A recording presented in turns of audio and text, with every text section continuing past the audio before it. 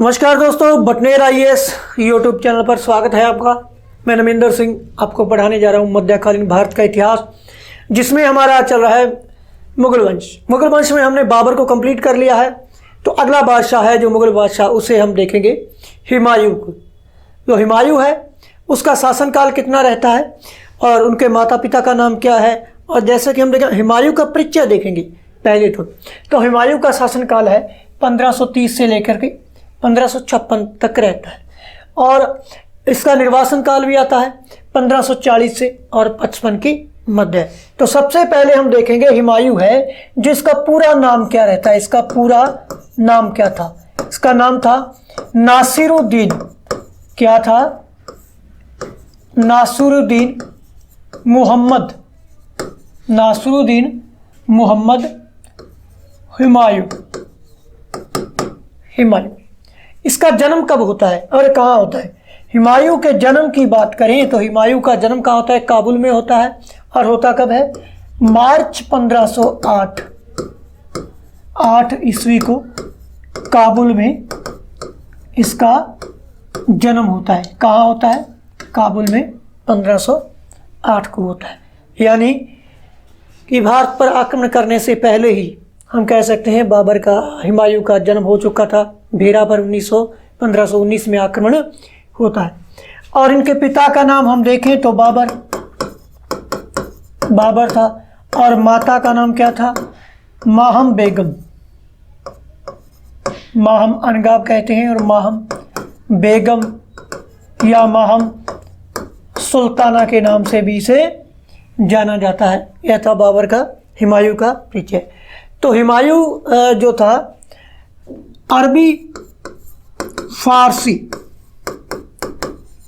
व तुर्की भाषाओं का जानकार था, क्योंकि बाबर के द्वारा इसकी शिक्षा पर काफ़ी ध्यान दिया जाता है। लेकिन भारत में आने के बाद जो हुमायूं है, हुमायूं के द्वारा हिंदी को भी सीख लिया जाता है। हिंदी को भी सीख लिया जाता है। और हम देखें पानीपत और जो खानवा का युद्ध है, इन दो युद्धों में भी, पानीपत और खानवा के ये दो युद्ध हैं, इनमें भी हुमायूं ने भाग लिया था। हुमायूं ने भाग लिया था। ठीक है, पानीपत और खानवा के युद्धों में भी हुमायूं के द्वारा भाग लिया जाता है। और बाबर के द्वारा हम देखेंगे, बाबर के द्वारा हुमायूं को हिसार व फिरोजा जिले दिए जाते हैं। कौन से? हिसार व फिरोजा दिए जाते हैं। तो इसके बाद हम देखेंगे हुमायूं की प्रारंभिक जो कठिनाइयां हैं, उसकी प्रारंभिक कठिनाइयां क्या रहती हैं। उससे पहले हम देखेंगे इसका राज्याभिषेक। राज्याभिषेक, हुमायूं का राज्याभिषेक कब होता है? हुमायूं का राज्याभिषेक होता है 30 दिसंबर 1530 को होता है। 26 दिसंबर को बाबर की मृत्यु हो जाती है और 30 दिसंबर को इसका राज्याभिषेक होता है। इसका कारण 4 दिन तक बाद होने का कारण रहता है। हम देखेंगे जो निज़ामुद्दीन, एक नाम मिलेगा आपको, निज़ामुद्दीन खलीफा, जो क्या था? बाबर का पीएम था, यानी बाबर का प्रधानमंत्री था। यह निज़ामुद्दीन किसे दिल्ली का बादशाह बनाना चाहता था? मेहदी ख्वाजा को। मेहदी ख्वाजा को बादशाह बनाना चाहता था। किसे? मेहदी ख्वाजा को। लेकिन बाद में 30 दिसंबर को राज्याभिषेक होता है। किसका? हुमायूं का होता है। हुमायूं 23 वर्ष की आयु में गद्दी पर बैठ जाता है दिल्ली की। और बाबर कब बैठा था? हम देखेंगे 11 वर्ष शाहमार की उम्र में। तो इसके बाद हम इसकी प्रारंभिक कठिनाइयाँ देखेंगे हुमायूं की। यहाँ पर हम देखेंगे प्रारंभिक कठिनाइयाँ, हुमायूं की प्रारंभिक कठिनाइयाँ। गद्दी पर बैठने के बाद हम देखेंगे, जैसा कि हमने देखा, जो बाबर है 1526 में दिल्ली पर अधिकार करता है। 2829 को वह युद्धों में ही व्यस्त रहता है। ज़्यादातर उसे जो प्रशासनिक कार्य है वो करने का मौका नहीं मिला, और न ही वह उन समस्याओं का समाधान कर पाया जो आगे चलकर दिल्ली में या आसपास में उभर कर सामने, क्योंकि बाबर के पास बहुत ही कम समय था। तो बाबर अपनी मृत्यु से पहले हुमायूं को कहकर गया था वो इस बात को उचित बताता है कि वह तैमूर वंश की परंपरा के अनुसार जो उसका साम्राज्य है उसे अपने भाइयों के साथ बांट कर रखे तथा उनके साथ समान रूप से व्यवहार करे। बाबर की जब मृत्यु हुई तो कुछ विद्वानों का मानना है कि बाबर ने जब हुमायूं बीमार था तो उसने उसकी बीमारी स्वयं लेने की प्रार्थना की तथा हुमायूं को उसके उज्जवल भविष्य की कामना की। तो कहते हैं कि हुमायूं तो उस समय ठीक हो गया लेकिन बाबर की मृत्यु हो गई थी। तो उसकी कठिनाइयों में हम देखेंगे कुछ जो कारण हैं, जो समस्याएं थी उनका समाधान नहीं कर पाया था बाबर, क्योंकि उसे बहुत कम समय मिला था। बहुत सी समस्याएं और कठिनाइयाँ थी हुमायूं के सामने, क्योंकि एक हिंदू राष्ट्र था भारत, और बाबर हुमायूं को इस बात की हिदायत देता है कि आप यहाँ पर जो मुस्लिम हैं, इस्लाम धर्म है, अल्पसंख्यक है, लेकिन हिंदू यहाँ पर बहुसंख्यक है, तो उनके साथ अच्छा व्यवहार करना। और हुमायूं को बाबर ने कहा था कि जो व्यक्ति प्रयास करता है, परिश्रम करता है, संघर्ष करता है, वही इस जीवन में टिक पाता है। तो हुमायूं जो है अपने 4 भाइयों में साम्राज्य को बांट देता है। तो हुमायूं के भाई हम देखेंगे, पहले तो हम देखेंगे कमरान था, एक हम देखेंगे अस्करी था, और तीसरा हिंदाल था, और चौथा हुमायूं खुद था।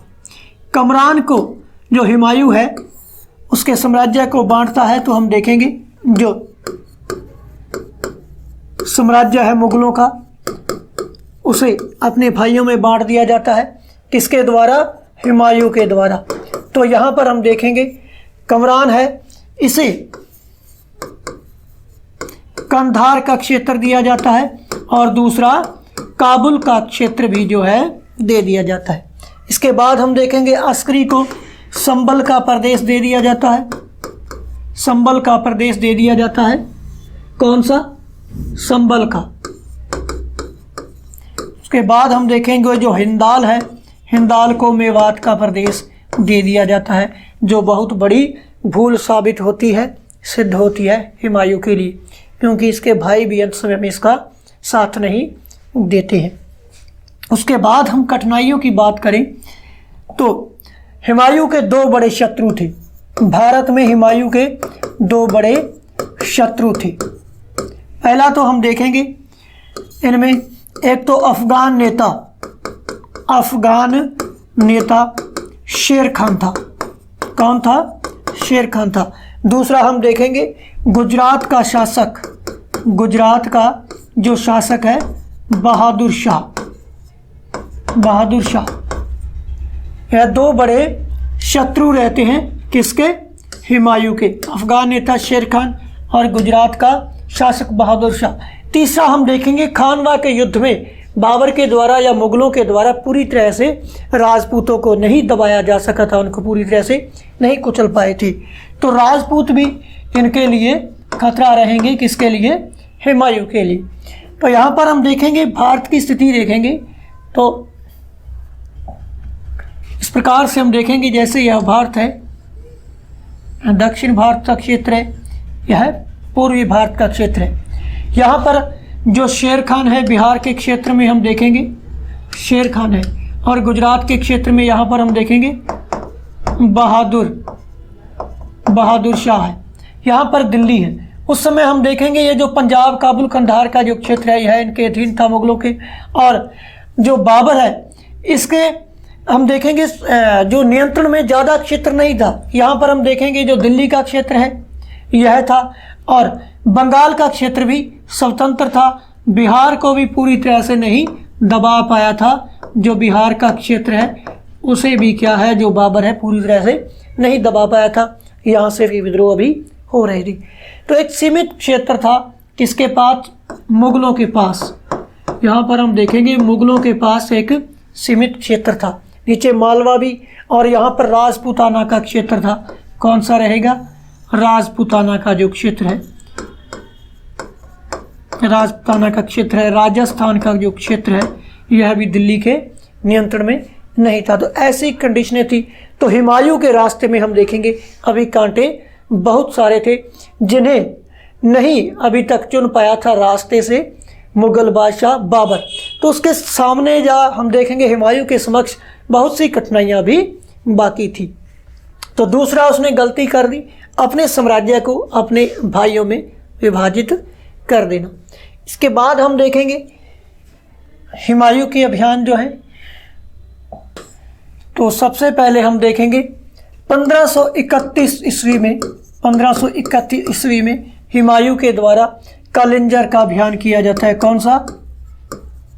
कालिंजर का अभियान किया जाता है। यहाँ का शासक प्रताप रुद्रदेव था। कौन था? प्रताप रुद्रदेव था। जो हुमायूं है, हुमायूं का प्रथम अभियान रहा। कौन सा रहा? प्रथम अभियान रहा। उसके बाद हम देखेंगे 1532 ईस्वी, सन 1532 है।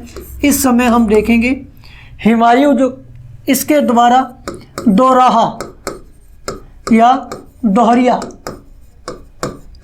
का अभियान किया जाता है। यह महमूद लोधी के विरुद्ध था। किसके विरुद्ध था? महमूद लोधी के विरुद्ध था। महमूद लोधी को परास्त किया जाता है। किसके द्वारा? हुमायूं के द्वारा। यहाँ पर हुमायूं विजित होता है। इसके बाद हम देखेंगे 1532 ईस्वी में ही 1532 ईस्वी में भी जो हुमायूं है, हुमायूं के द्वारा चुनार का घेरा डाला जाता है। चुनार का शासक या सरदार उस समय कौन था? चुनार का सरदार हम यहाँ पर देखेंगे उस समय रहेगा शेर खान, जो एक अफगान नेता था, जो बाद में चलकर शेर शाह के नाम से सत्ता स्थापित करेगा मुगल वंश के स्थान पर। तो शेर खान को यहाँ पर चुनार में परास्त किया जाता है तथा चुनार पर क्या है? हुमायूं का अधिकार हो जाता है। किसका हो जाता है? अधिकार हुमायूं का यहाँ पर अधिकार हो जाता है। हम देखेंगे भारत को, यहाँ पर दिल्ली है, इसी के पास आगरा है। तो यहाँ हम देखेंगे आगरा का जो क्षेत्र है, इसके पूर्व में यहाँ पर हम देखेंगे चुनार है। तो यह चुनार जो है क्या कहलाता था? पूर्व का जो पूर्वी भारत है उसका प्रवेश द्वार कहलाता था। क्या कहलाता था? प्रवेश द्वार कहलाता था। तो इसे विजित करना आवश्यक था। तो यहाँ का नेता या किले का जो किलेबंद था वो कौन था? शेर खान था। तो यहाँ पर दिल्ली, आगरा के पूर्व जो हम देखेंगे यहाँ का जो थल मार्ग है, जो यहाँ पर थल मार्ग है, इस थल मार्ग पर नियंत्रण रखने के लिए चुनार पर हुमायूं का अधिकार आवश्यक था। तो यहाँ पर चुनार पर इसका अधिकार हो जाता है। उसके बाद हम देखेंगे 1533 ईस्वी का जो सन आता है, यहाँ क्या होता है? मेवाड़ के साथ संधि होती है। किसकी? हुमायूं की मेवाड़ के साथ कब संधि होती है? 1533 ईस्वी। इसके बाद हम बात करेंगे गुजरात के साथ जो हुमायूं का संघर्ष है। किसकी बात करेंगे? गुजरात के साथ हुमायूं का संघर्ष। तो गुजरात का उस समय शासक कौन रहता है? हमने देखा बहादुर शाह। कौन रहता है? बहादुर शाह। गुजरात का शासक बहादुर शाह रहता है। इसके समय होता क्या है? मुगलों का एक विद्रोही मोहम्मद जमान मिर्जा जो है उसको शरण दे रखी थी। किसने? बहादुर शाह ने, जिसके कारण संघर्ष का जो कारण बनता है। दूसरा हम देखेंगे चित्तौड़ का घेरा है जो वो किसके द्वारा लगाया जाता है? बहादुर शाह के द्वारा। तथा मेवाड़ की शासिका कर्मावती के द्वारा क्या किया जाता है? हुमायूं को राखी भेजी जाती है। लेकिन हुमायूं जो है वह काफ़ी लेट हो जाता है, विलंब से पहुंचता है। तब तक क्या करता है? बहादुर शाह चित्तौड़ को विजिट कर लेता है। तब हम देखेंगे विजिट कर वहाँ से चला जाता है। उसके बाद 1536 ईस्वी में क्या करता है? हुमायूं के द्वारा बहादुर शाह को जीत लिया जाता है, परास्त कर दिया जाता है तथा मांडू व चंपानेर का जो दुर्ग है वो अपने अधिकार में कर लिया जाता है। यहाँ पर हम देखेंगे गुजरात का जो शासक है बहादुर शाह, शासक रहेगा बहादुर शाह। होता क्या है? इस प्रकार से हम देखेंगे यहाँ पर मेवाड़ का क्षेत्र है। कहाँ पर? यहाँ पर मेवाड़ का क्षेत्र रहेगा। यह भारत है। तो मेवाड़ का क्षेत्र यहाँ पर गुजरात का क्षेत्र है। यहाँ हम देखेंगे गुजरात है, तो यहाँ पर मेवाड़ है, मेवाड़ है। और मेवाड़ में हम देखेंगे चित्तौड़ का दुर्ग है। कौन सा? चित्तौड़ का दुर्ग है। तो ऊपर यहाँ पर हम देखें तो दिल्ली है, दिल्ली है, आगरा है, यहाँ के क्षेत्र हैं। तो होता क्या है, जो गुजरात का शासक है बहादुर शाह, वह चित्तौड़ का घेरा डालता है, चित्तौड़ का घेरा डालता है।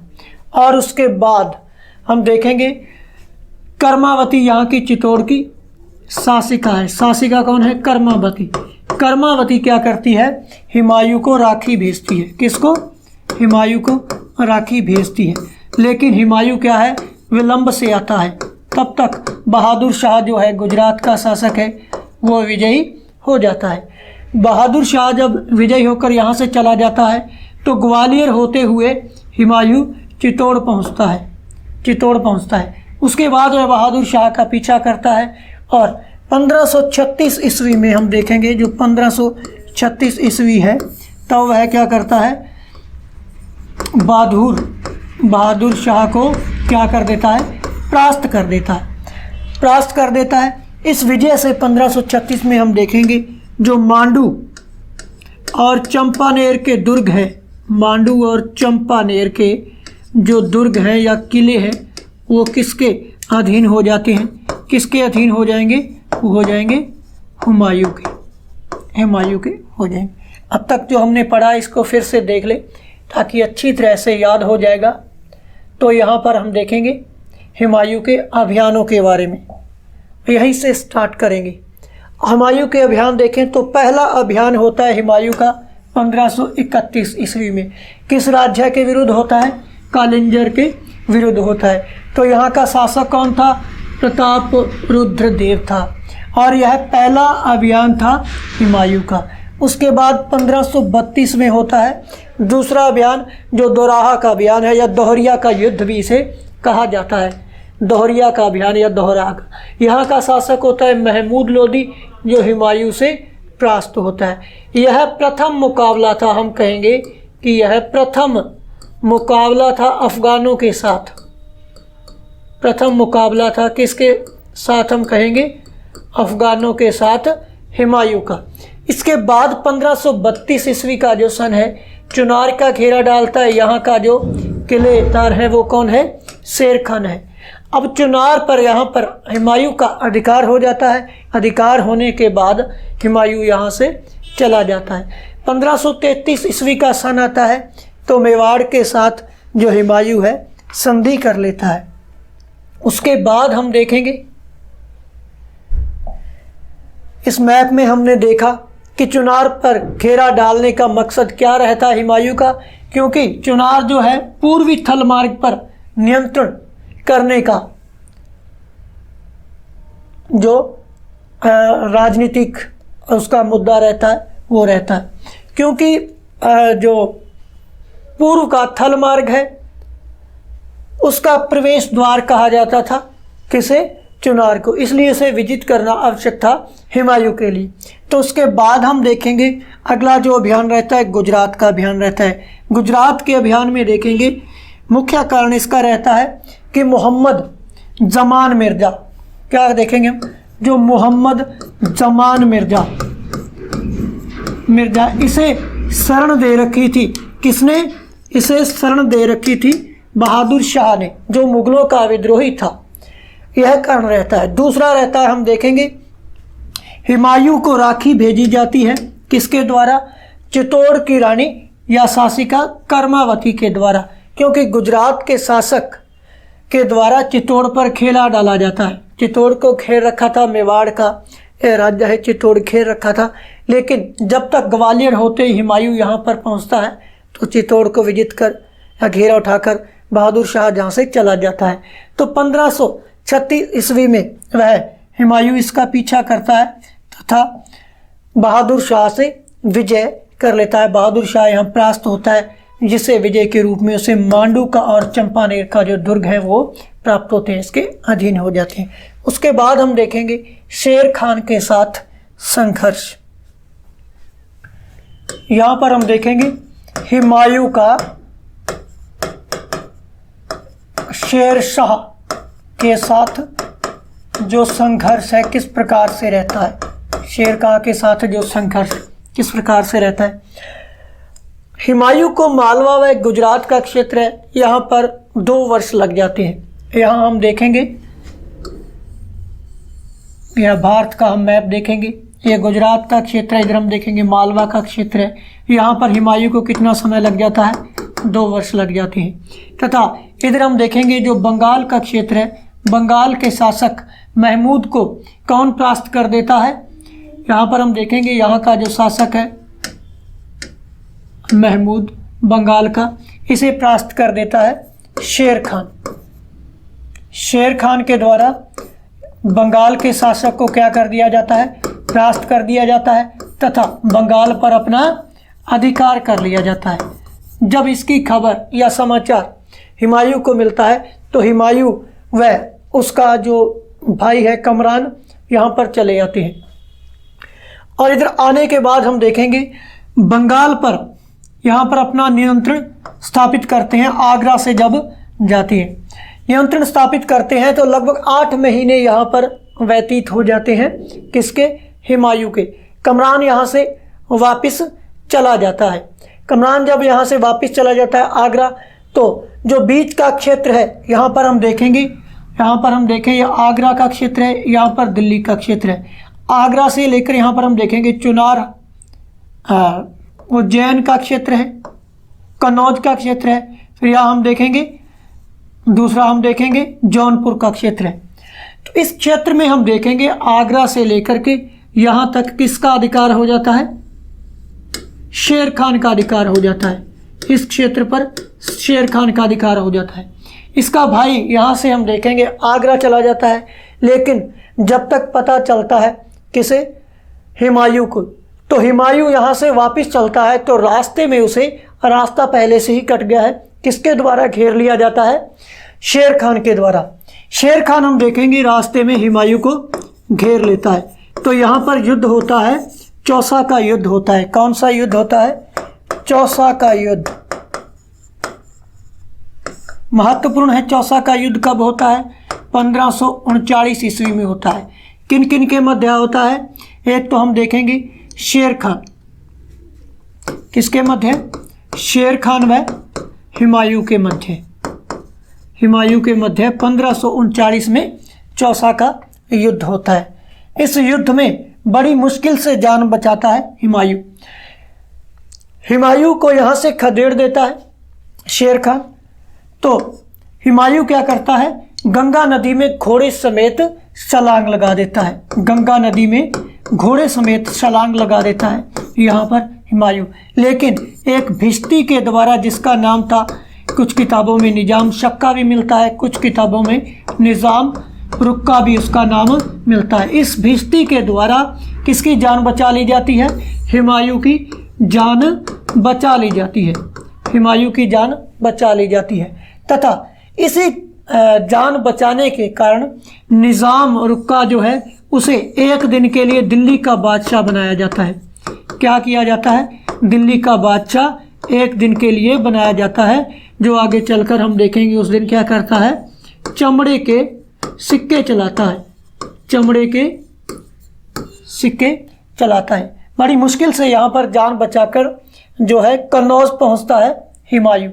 तो चौसा युद्ध विजय के बाद जब चौसा को विजित कर लेता है शेर खान, विजित कर लेता है शेर खान, तो शेर खान के द्वारा क्या किया जाता है, शेर शाह की उपाधि धारण की जाती है। किसकी उपाधि, शेर शाह की उपाधि। प्रश्न बनता है कि शेर खान के द्वारा शेर शाह की उपाधि कब धारण की गई, किस युद्ध के बाद धारण की गई। तो चौसा का युद्ध 1539 में होता है। उसके बाद शेर शाह उपाधि धारण करता है हुमायूं को परास्त कर। इसके बाद हम देखेंगे बिलग्राम का युद्ध। कौन सा युद्ध, बिलग्राम का युद्ध, या हम कहेंगे इसे कन्नौज का युद्ध। कन्नौज का युद्ध होता कब है, 1540 ईस्वी में। तो हुमायूं को शेर शाह यहाँ से खदेड़ देता है। मुगलों को एक बार फिर से हिंदुस्तान की सत्ता से हटा दिया जाता है। किसके द्वारा, शेर शाह के द्वारा। तो बिलग्राम या कन्नौज के युद्ध के बारे में अब हम पढ़ेंगे। बिलग्राम व कन्नौज का युद्ध है जो कब होता है? 1540 ईस्वी को। यहाँ पर हम देखेंगे यह भारत का मैप है, ऊपर दिल्ली का क्षेत्र है। यहाँ पर हम देखेंगे कौन सा क्षेत्र है? लाहौर का क्षेत्र है। यह क्या है? दिल्ली है। इधर हम देखेंगे इस क्षेत्र में देखेंगे आगरा है। तो यहाँ पर हमने देखा बंगाल का क्षेत्र है। अब यहाँ से हुमायूं चला है, आगरा पहुँच गया है। ये कौन सा क्षेत्र है? आगरा का क्षेत्र है। यहाँ पर पहले कौन था? कमरान था, लेकिन कमरान यहाँ से चला गया और लाहौर में शरण लेता है। कौन? कमरान, जो इसका भाई है हुमायूं का। और पीछे से हम देखेंगे हुमायूं है, वो भी कहाँ चला आता है? हुमायूं भी आगरा आ जाता है। तथा हुमायूं का पीछा करते करते हम देखेंगे इसके पीछे पीछे यहाँ पर कौन चला आता है? शेर खान भी चला आता है। या शेर शाह हो गया है, जो अब शेर शाह भी आगरा चला आता है, लेकिन आगरा से उसे खदेड़ दिया जाता है हुमायूं को। तो हुमायूं भी यहाँ से इस तरफ चला जाता है, लाहौर की तरफ चला जाता है, ईरान की तरफ चला जाता है, जो हुमायूं का निर्वासन काल कहलाता है। तो बिलग्राम के युद्ध में शेर शाह है, जो शेर शाह किसे परास्त करता है? परास्त करता है हुमायूं को, जो मुगलों की सत्ता फिर से उखाड़ फेंकते हैं। अफगान शासक शेर शाह सूरी, जो अफगान जो जाति है, अफगान जो है, इससे संबंध रखते हैं। तो हुमायूं को भारत से एक बार फिर खदेड़ दिया जाता है। तो फिर से हम इसे रिपीट कर लेंगे एक बार। हुमायूं व शेर शाह के मध्य युद्ध। हुमायूं व शेर शाह के मध्य जो संघर्ष है, होता क्या है? शेर खान बंगाल पर अधिकार कर लेता है, वहाँ के शासक महमूद को परास्त कर देता है। ठीक है, यहाँ पर हम देखेंगे जो हुमायूं है, हुमायूं कहाँ चला आया था? गुजरात का जो शासक है बहादुर शाह, उसे परास्त करने के लिए, जिसने चित्तौड़ पर घेरा डाला हुआ था। तो हुमायूं को 2 वर्ष का जो समय है यहाँ मालवा व गुजरात में व्यतीत हो जाता है।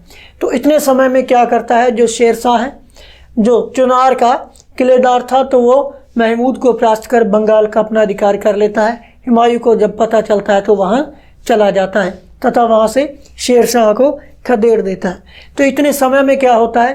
हुमायूं यहाँ बंगाल में भोग विलास में व्यस्त हो जाता है। जो कमरान है वो आगरा में चला आता है। लेकिन शेरशाह यहाँ पर चुप नहीं बैठने वाला था। शेर खान क्या करता है? इस बीच के रास्ते को काट देता है, यानी कन्नौज से लेकर के जो हम देखेंगे आगरा के बीच का क्षेत्र है, इस पर अधिकार कर लेता है। लेकिन जब तक पता चलता है हुमायूं को वहाँ से चलता है, तो इन दोनों के मध्य युद्ध होता है चौसा का। कब होता है? 1539 ईस्वी में।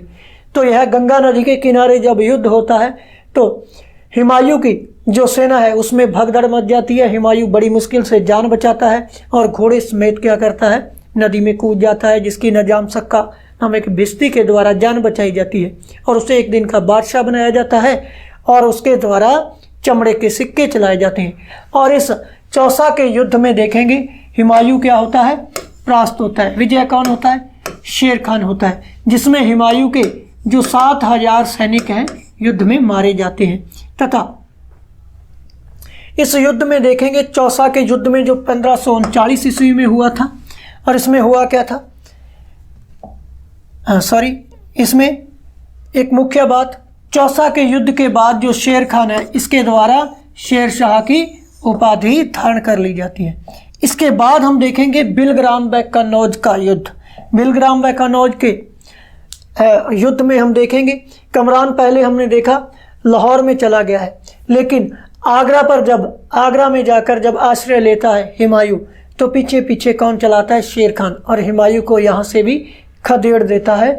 और बिलग्राम व कन्नौज में युद्ध होता है, इसमें अंतिम रूप से परास्त हो जाता है हुमायूं शेर शाह से, तथा दिल्ली से उनकी सत्ता एक बार मुगलों की फिर से नष्ट हो जाती है तथा वहाँ से चला जाता है हुमायूं। फिर से हम देखें जो बिलग्राम व कन्नौज का युद्ध है, किसके मध्य लड़ा गया? शेर शाह और हुमायूं के। हुमायूं यहाँ परास्त होता है और युद्ध हुआ कब था? 1540 ईस्वी। हुमायूं के महत्वपूर्ण युद्ध रहते हैं हुमायूं के काल में चौसा का युद्ध और बिलग्राम का युद्ध, जिसमें हुमायूं परास्त होता है शेर शाह से। एक 1539 में चौसा का युद्ध और 1540 में कन्नौज बिलग्राम का युद्ध। किस युद्ध में परास्त होता है हुमायूं और दिल्ली से मुगलों की सत्ता एक बार फिर से नष्ट हो जाती है? तो वो कौन सा युद्ध रहेगा? कन्नौज में बिलग्राम का युद्ध रहेगा। हुमायूं का निर्वासन काल। हुमायूं का निर्वासन काल कब से कब तक रहता है? 1540 से लेकर के 1555 ईस्वी तक ये रहेगा हुमायूं का निर्वासन काल। अब होता क्या है, हुमायूं कहाँ चला जाता है? हुमायूं पराजित होने के बाद लाहौर चला जाता है, लाहौर चला जाता है। लेकिन जोधपुर का एक शासक है मालदेव, जोधपुर का शासक है मालदेव। मालदेव के द्वारा हुमायूं को फिर से आमंत्रित किया जाता है दिल्ली की सत्ता के लिए। तो लाहौर से चलकर हम देखेंगे हुमायूं कहाँ चलता है? मारवाड़ के क्षेत्र में आ जाता है। यहाँ पर हम देखेंगे जो मालदेव है कहाँ का शासक है? यह है मारवाड़ का, एक प्रतापी शासक रहता है जो राजस्थान की हिस्ट्री में पढ़ने को मिलता है। लेकिन जब हुमायूं हम देखेंगे, जब हुमायूं यहाँ पर चला आता है तो नागौर में हम देखेंगे, नागौर का जो क्षेत्र है, नागौर का जो क्षेत्र है मेवाड़ और दिल्ली के मध्य, हम देखेंगे इस पर नियंत्रण हो जाता है शेर खान का, या शेर शाह इसे जीत लेता है। तथा शेर शाह मालदेव को कहता है कि वह हुमायूं को बंदी बनाए। किसे बंदी बनाए? हुमायूं को, हुमायूं को बंदी बनाए। लेकिन मना कर देता है मालदेव। इसको लेकर शेर शाह और मालदेव के मध्य क्या होता है? एक युद्ध होता है जिसे कहते हैं गिरी सुमेल का युद्ध, गिरी सुमेल का युद्ध, जिसमें शेर शाह जो है हारते हारते बच जाता है। और शेर शाह एक पत्तियाँ भी कहता है कि मैं मुट्ठी भर बाजरे के लिए हिंदुस्तान की शहादत खो देता। क्या? मुट्ठी भर बाजरे के लिए, मुट्ठी भर बाजरे के लिए वह हिंदुस्तान की शहादत खो बैठता। कौन कहता है? शेर शाह, क्योंकि वह पराजित होते होते बड़ी मुश्किल से यहाँ पर बचा, उसे बंदी। लेकिन यहाँ पर हुमायूं सशंकित होता है, हुमायूं को शक होता है कि कहीं मालदेव शेर खान के कहने पर ऐसा नहीं कर रहा हो, उसे बंदी बना न ले। तो हुमायूं यहाँ पर नहीं आता, मारवाड़ में नहीं आता और यहाँ से वापस कहाँ चला जाता है? लाहौर चला जाता है। यहाँ पर हम देखेंगे राजस्थान का क्षेत्र है, मेवाड़ का क्षेत्र भी यही है। यहाँ से लाहौर वापस चला जाता है कौन? हुमायूं। तथा यहाँ पर उसका विवाह हम देखेंगे, अमरकोट में हम देखेंगे उसका विवाह हो जाता है हुमायूं का हमीदा बानो बेगम से। हुमायूं का विवाह होता है किससे? हमीदा बानो बेगम के साथ विवाह हो जाता है। यहाँ एक इन्हें संतान की प्राप्ति होती है, संतान की प्राप्ति होती है। किसकी? अकबर की, अकबर की। कब? 15 अक्टूबर 1542 को। अपने पुत्र प्राप्ति के समय यह कस्तूरी बांटता है और कहता है कि जिस प्रकार से इस कस्तूरी से महक आती है उसी प्रकार पूरी मेरे साम्राज्य को इसी तरह से महक बिखेरेगा उसका पुत्र। यानी जिस प्रकार से इस कस्तूरी में महक आती है, जब मेरा पुत्र बड़ा होगा तो अपने साम्राज्य को इसी प्रकार से महका देगा। तो हमने देखा यहाँ पर अमरकोट में किसका जन्म होता है? अकबर का। उसके निर्वासन काल में ही जन्म हो जाता है। तो 1540 से लेकर के हम देखेंगे 1555 ईस्वी का जो समय है, तो इस समय यहाँ पर अफगानों का शासन रहेगा भारत पर। किसका? अफगानों का शासन रहेगा, जिसमें पहला शासक रहेगा शेर शाह सूरी। लेकिन शेर शाह सूरी को बाद में हम पढ़ेंगे, पहले हम देखेंगे हुमायूं का पुनः भारत की सत्ता पर अधिकार कर लेना।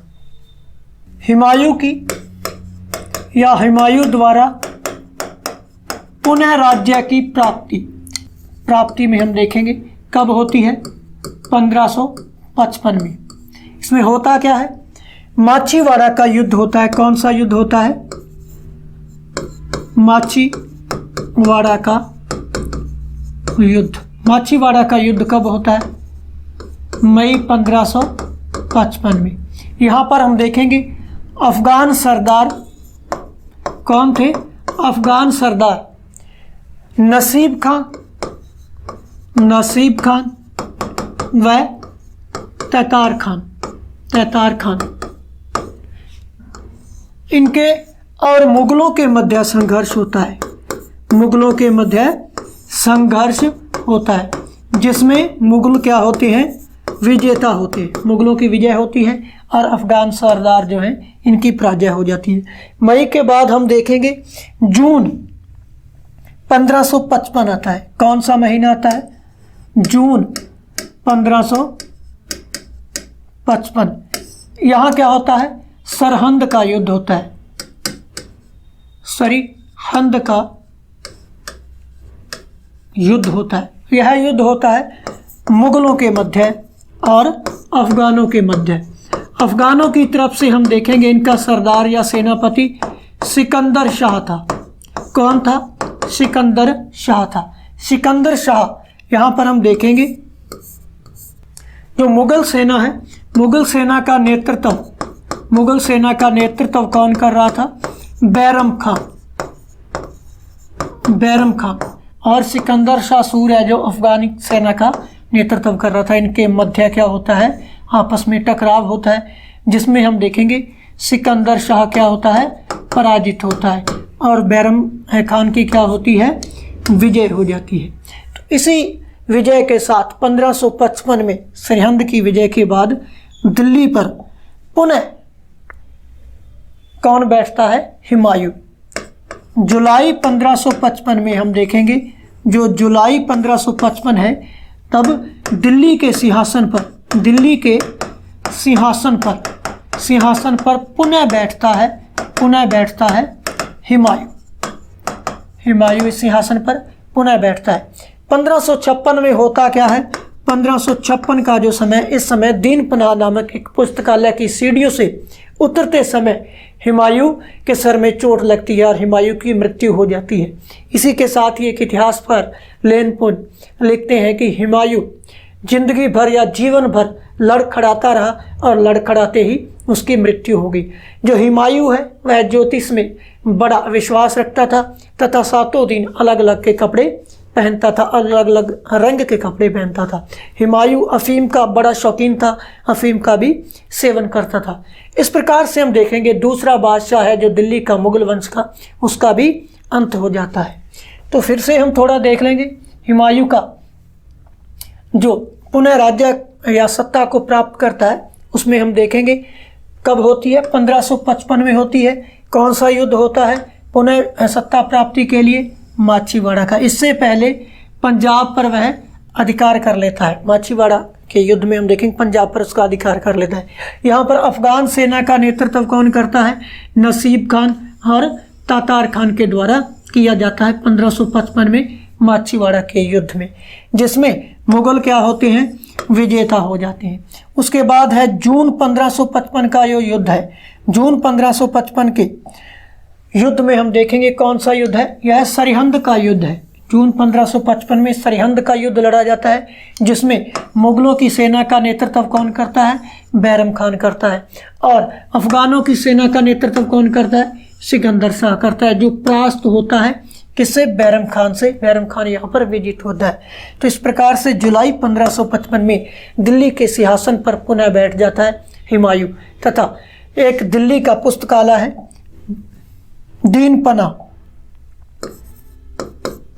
दीनपनाह नामक एक पुस्तकालय है।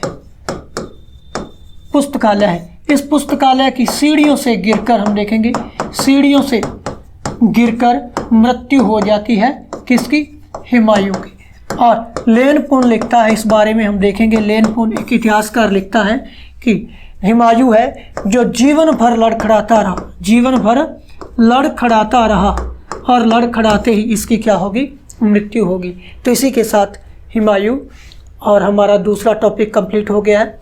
तो सभी विद्यार्थियों का, सभी मित्रों का, इस चैनल को जो देखने वाले हैं, उनका बहुत बहुत आभार व धन्यवाद।